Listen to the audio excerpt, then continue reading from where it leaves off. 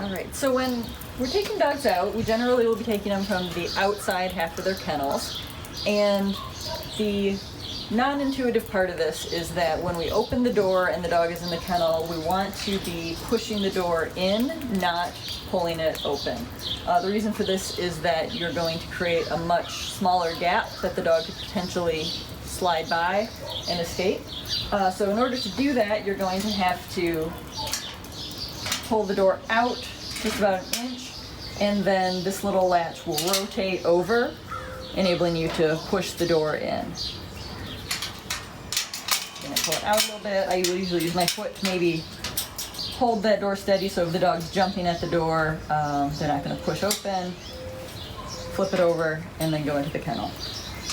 Before I actually am going to enter the kennel, I'm going to spend a little time, maybe reward the dog for some calm behavior, and then as I'm ready to enter, I'm going to throw a few treats towards the back, so hopefully the dog will turn around.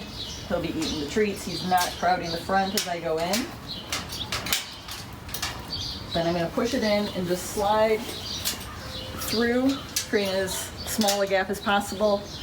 Then I'm going to have to push the door out slightly.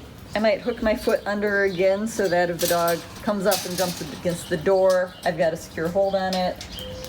Rotate that latch back and then pull it shut.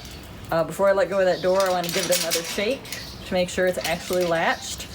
Sometimes these might get caught, might not come down all the way. I want to make sure it's secure so that my dog doesn't accidentally get free because the door is not latched. Once I'm in the kennel, I'm going to leash up my dog, put whatever equipment he's on him, and then before I leave, I'm going to be holding that slack up. I've got one hand again on the loop and closer on the handle, other hand further down, and I want to keep the leash pretty loose at this point. Sometimes where we run into problems is when the dog wants to come out and turn around and bark at the neighboring dogs. So I'm going to have the slack pretty close up, and I'm just thinking about going straight out the door into the red zone before I turn. I don't want to walk along the kennels. I want to get as far to the middle to that sidewalk path and then head out. So as I'm exiting with the dog, this is the one time where it's okay to let the door swing out. And then head straight out. Hang a left, and then proceed out on the walk. Same when I'm coming back, I want to come up the middle, even with the kennel, and then head back in. I'm going to leave the kennel door open as I leave so that I have a straight shot. As I'm coming back in, I know which kennel belongs to my dog, and I don't have to fumble with the door. We can come right back in. I'm going to go all the way in the kennel with the dog. Again, shut it, make sure it's secure. I would take off his equipment. When I'm ready to leave, I'm going to toss a few treats again back into that far corner, so hopefully my dog's back there eating treats, not crowding the door.